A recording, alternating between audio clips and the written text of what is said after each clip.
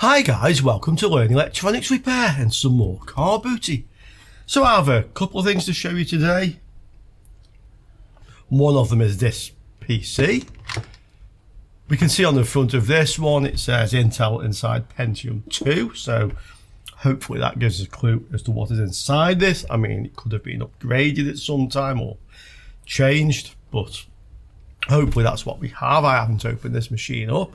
We have some sort of caddy here. I mean, this one looks like it's for a hard drive, but the tray's missing. This one is maybe a bit more complete. It appears to be locked. This one has a little numerical display on, actually. Not sure what's in there, but I'm not sure I have a key that would fit that. I don't think these are like high security locks or anything. I've never really tried to pick one of these. Do they just turn around if you just sort of stick something in here? I'm not sure. No, not particularly. Yeah, somebody good at lock picking maybe can get into there. So, looking at the back of this one, I'm pretty sure that's a SCSI card. That's a graphics card, which from the position I'm guessing is a PCI graphics card. You would think this would have HEP, being a Pentium 2, we're going to find out. That says video next to the LAN card. Yeah, interesting. So, I think we better open this up and have a look to see what's inside it. Well, we do in fact have a Pentium 2, so that's exactly what it is. Oh, it's shiny. So it's a SCSI cable, of course. So that goes from the SCSI card to this drive, the one that is locked, basically. Okay, so that goes to that. We have a PCI graphics card, as I thought. PCI LAN. There's no sound card in this. But there's this very large ISA card, which has looks like a parallel port on the back of it. Bit strange for a parallel port, that. I wonder if it's where they said video. Okay, so I think we'll take this thing apart and we'll have a good look to see what we have here. So we have AL440LX motherboard. I do think the 440BX are the most sought after. I've never really looked into why that is. Guess some of you guys know. I do have some BX motherboards, so if I keep one for myself, it will be a BX. Unless somebody tells me otherwise. Pentium 2.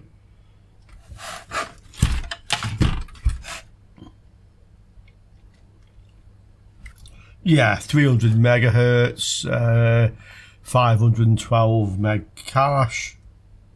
What was that? K. Yeah, 512K cache. Not meg.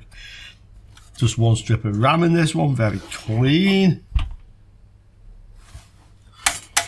Okay. All the capacitors are in good condition on this. Look at these VRM inductors here. Look at those. I think these things ran on something like 2.5 volts or something like that. 2 volts, 2.5. It probably would tell us somewhere in that part number. Quite a nice looking cooler on this one. Okay, so that's the motherboard. Not sure who made this thing. Yeah, there's no maker's name underneath it. Okay.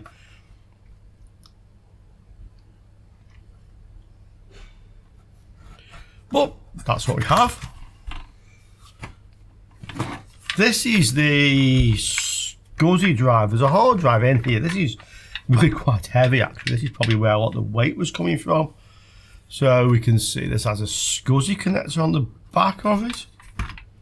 I'm not sure we can actually get into this easily without the key. I'm sure we can one way or another. But we'll try it. We'll just see if it works. So yeah, let's see if it actually works. So this had a SCSI drive on, which makes me think it was meant for effectively speed of operation. It looks like it had an IDE caddy as well for an IDE drive. And just see a little bit of writing down there. Yeah. Okay, so SCSI hard drive. See quite a few of these. ATI 3D, Rage 2, plus DVD. Okay, this machine had a DVD optical drive in, by the way, which you think was probably added later. I would have thought that when this was built, Pentium 2 is probably CD, but anyway, that's what was in it. There's the graphics card. But there again, this is probably from this era, so maybe I'm just completely wrong there. Nice and clean. I don't think they're very valuable though. D-Link LAN card. Okay.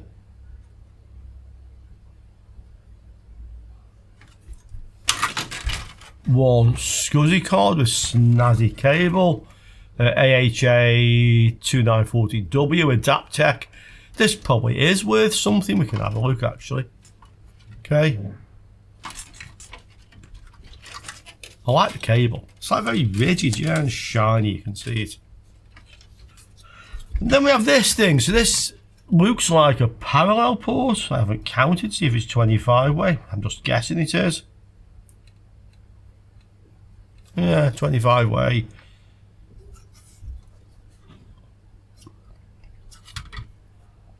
Obviously some sort of like FPGA type chips or something. You can see this had space where you can have two more, so there was probably different options of these boards.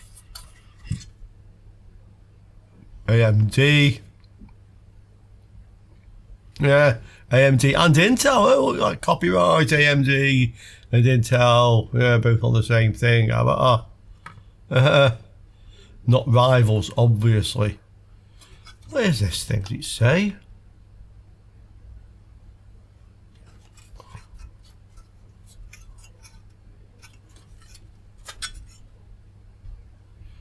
Synoptel. This is the make. Maybe this is a model or something. Never seen one of these before, guys. I'm really not sure. I'm guessing some sort of probably video capture. Actually, it said video near to it.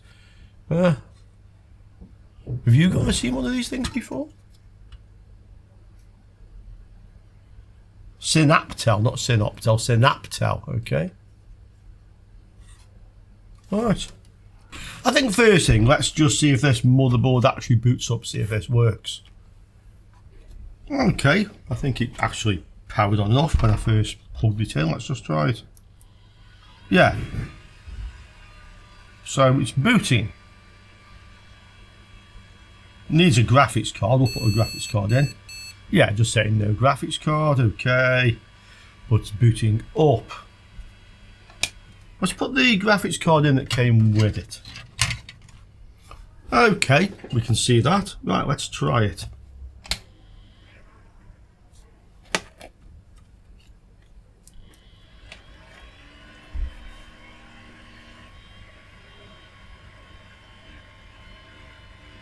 Fan's a little bit noisy, but I mean, this is old.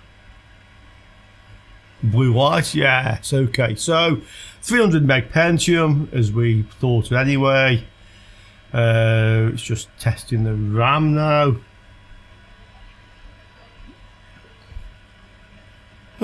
Okay, so I'll get a keyboard and then let's try this SCSI drive. Yeah, it's going to bleep. Just going to say no hard drive, I'm guessing now, because there isn't one. Well, the light isn't coming on the SCSI thing. Yeah, it's not lighting up. I have power on it. I have the cable attached, but nothing lighting up on this. Can you see the little LED display? Doesn't actually do anything. Although the light is on here, you can not see it. I'll just show you. So there's a light. Oh, it's flashing now. So this is obviously trying to do something. Yeah, it's found the SCSI adapter. So I'm pretty sure the adapter's working.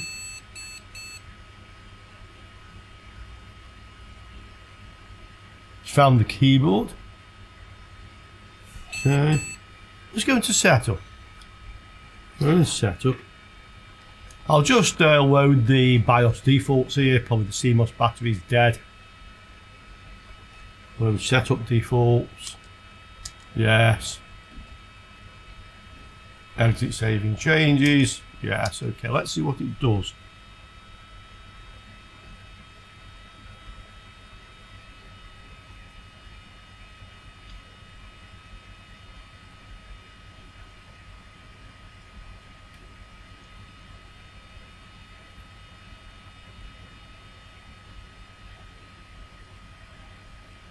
(128 meg of RAM).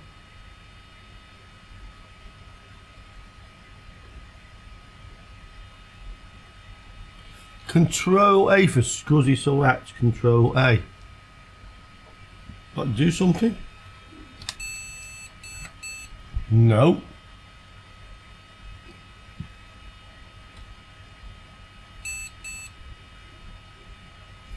F1 to resume.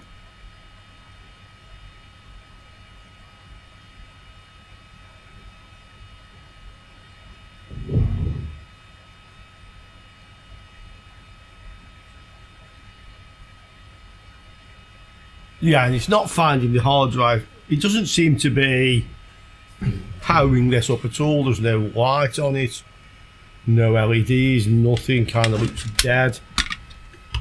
Power cable's in.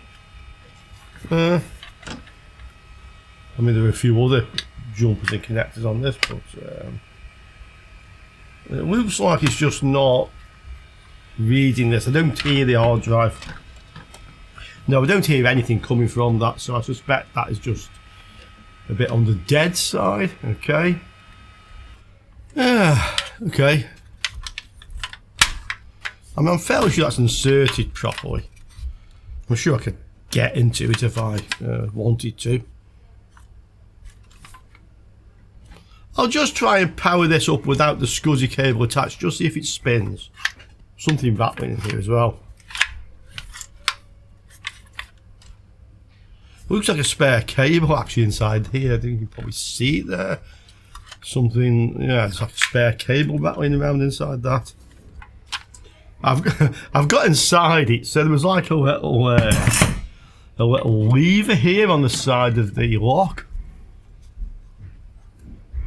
There's the lock, and there's like this little lever, yeah, that sort of silvery bar there. And I just literally just like pulled that up a little bit. Can you see it? And then I actually got the thing to come out. So I have the drive. Let's have a look. Sure I can get into this now. Yeah, so this is what was rattling around inside it.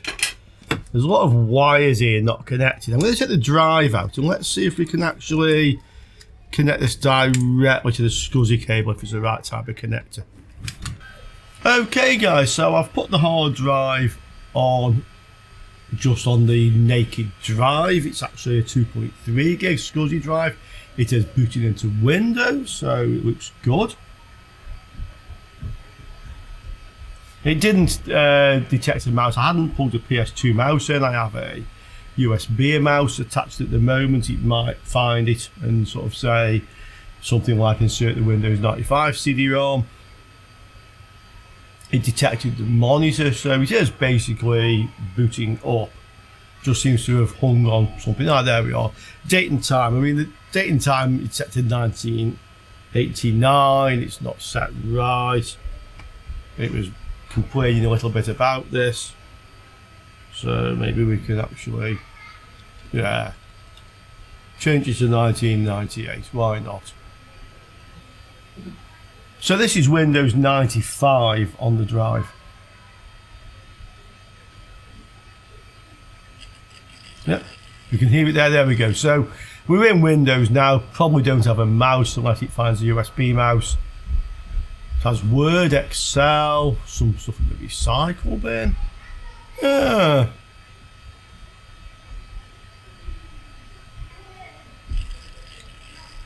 Sounds good. Chats, clipbooks, yeah. Conch share, S-chat. This is a network share manager that's popped up. Can't say I've ever seen that thing before. Okay. Still don't have a mouse active. I'm not particularly worried about that. Can we just do something with this thing?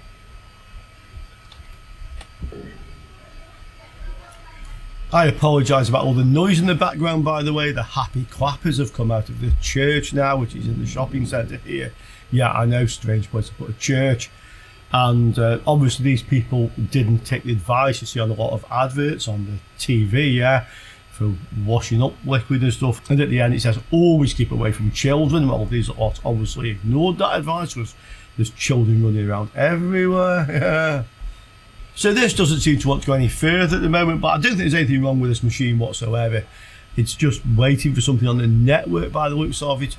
So let's have a look to see what this is worth. I think with the SCSI drive, it's quite a nice machine, this, with Windows 95 on. It's pretty much ready for retro gaming, this one. Oh, look, it's just done something while I was talking. I have no idea what this thing is. This network share manager. I don't seem able to get out of it anyway. So let's have a look to see if we've got our money's worth. I actually paid €20 for this machine. It was from a different seller. He wanted a bit more than I normally pay, but I could see it said Pentium 2 on the front, so I was okay with that. And look, we do actually have something happening now, so we can say this machine is a good one. Let's have a look then to see what this is actually worth. So the motherboard, in fact, is Intel. I should have realised straight away. Intel AL440LX. Okay. This is sold items, so these are actually ones that have actually sold, not ones people are asking money for. And you can see about £50 with quite a lot of postage from the USA. Another one, different make, £30 in the UK. This one only fetched £11.58 in the UK, coming from Ukraine with a good chunk of postage. So with the postage, about 40. Yeah, and they'll probably end up paying VAT into the UK. If I sell this in the UK, 40 is probably what I should get quite easily for it, maybe a bit more than that, but something like that. I mean, mine has the processor on as well. The graphics card, that one, Rage 2 Plus DVD. These sell, well, we can see these selling here, okay, 25, 20, 17. Again, coming into the UK from different places. 20 something, I think that's reasonable, say 20 for that. The Adaptec SCSI card, let's have a look. This might be worth a bit actually. Let's take a look. Adaptec. Aha. 2940W. 20 or a bit less, 15, something like that. Some fetch a bit more. 20 is probably a good average price for that. And mine has the cable as well, which may add to the value a bit. The hard drive, Quantum Viking. I'm pretty sure mine's a 2.3 gig. Doesn't really find anything. Let's take the 2.3 and put SCSI. Okay, what's that find? Okay, sold. Well, there's one there. That's a 4.5 that's sold for £40 with another 30 of postage. That says 80 meg for an Apple Macintosh, so that's not the same thing. There's only the one Viking. That's actually a Viking 2. Mine says Viking, doesn't say 2. But I'm going to say it's worth something like that. You guys, what do you think? But in my opinion, often smaller drives, when you get into this sort of size, can actually be worth more than the larger ones. Because, for example, some 486s, 2.1 is probably the maximum size hard drive you can fit on them, yeah. Or there again, because it's SCSI, maybe that isn't the case. That was probably a BIOS limitation. Comments? And this crazy big ISA card, what's this thing? Or rather, what's this thing worth? Well, it says Synaptel on it, so I've searched for Synaptel ISA. I'm not sure if I know the model number. There's a possible model number on this, which is PCMA 05074, but that's just on a sticker with a barcode. I can see something here, but this is a dual VGA ISA card. It's not the same thing at all to the one that I have here. Vintage BABT. It's not even Synaptel, so I don't really know why it's found that. Ultrastore. This is a SCSI and floppy controller. I don't really know what the thing is that I have, to be quite honest. No, I have to say I don't really find anything on that. Let's just go into Google and just put the Synaptel thing in again, just see what it comes up with. Synaptel. Crunch-based company, Synaptel Crunch-based. It's not finding anything much with this, to be quite honest. So this thing's a bit of a mystery to me. You guys can see it now. You can see the number on the sticker. Let me just get to focus there. PCMA 05074. Are there any other markings on this thing?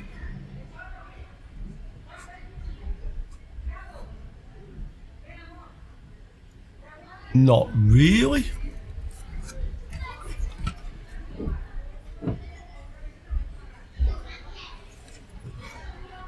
Okay, a bit of a mystery, but you guys like mysteries, yeah? I know you like mysteries, and it won't be long before somebody can tell us all exactly what this thing is, and is it worth any money. So that's that machine. Let's have a look at the other one for today. So the other machine is not actually a machine, it's just this. I spotted this on the car boot sale this morning. I could just see a box that said system board, that's all I could see, so I went and had a look. And what's inside it? Well, this is what's inside it. So we have this, okay, we have this. Oh, and the cable. So this is a old motherboard. And it has a problem, so I'm actually not going to try this today. I just wanted to show you this because, again, we need to talk about removing corrosion from boards. Obviously, this battery is completely leaked out all over this area of the board. This one really is quite bad. I paid €5 for this, by the way. He wanted 10 to start off with, but I pointed out to him that it has no processor. Yeah.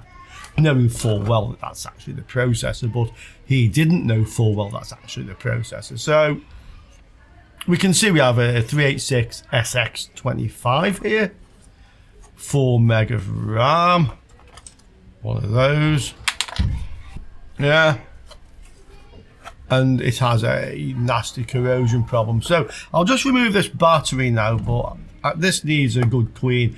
I'm going to put it in the sink first, just with soap and water, and see how much of this will actually come off, and then we'll try a few things. But if you guys remember, last time I tried vinegar in an AGP slot, it actually dissolved 1 or 2 of the pins, so I'm a bit loath to put vinegar on this. I've not yet found any real good way to clean this up, so we need to try something. I have 1 or 2 more boards lying around like this actually, so let's do them all. Make a video about removing corrosion. Yeah, let's do that. Needs to be done. So you know what that means. Lots of comments. Yeah, if I have to buy some product, I'll buy some product. Okay, so that's the motherboard. We'll just get rid of this. Oh. Children, oh, don't go there.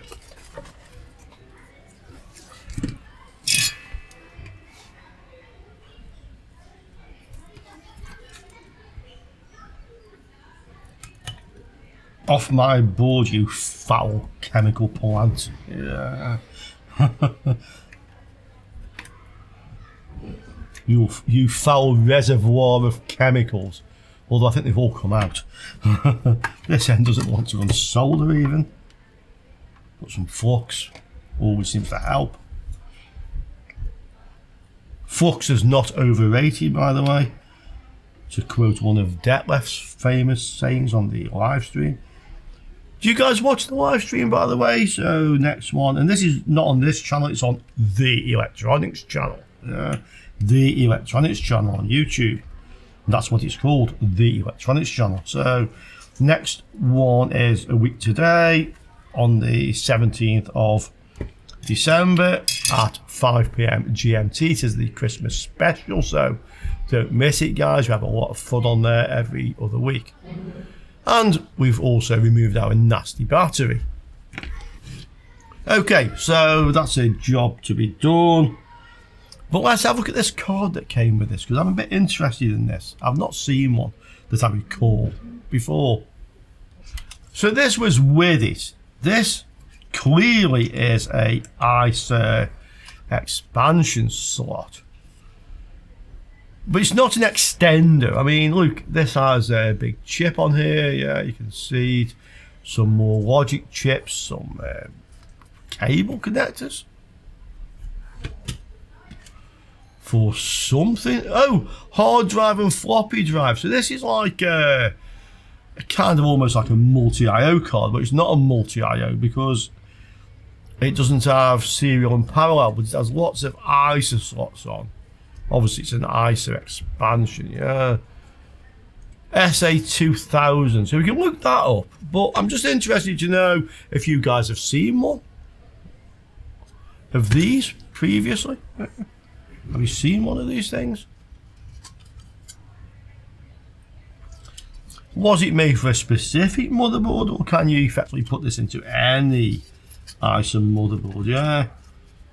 Maybe on this machine it was just being used as the floppy and hard drive controller. Maybe.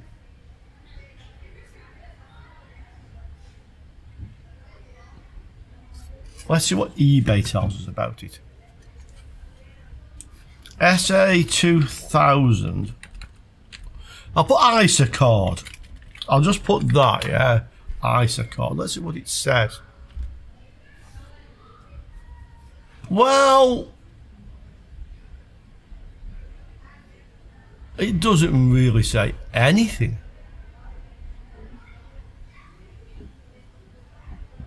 No. How about Google?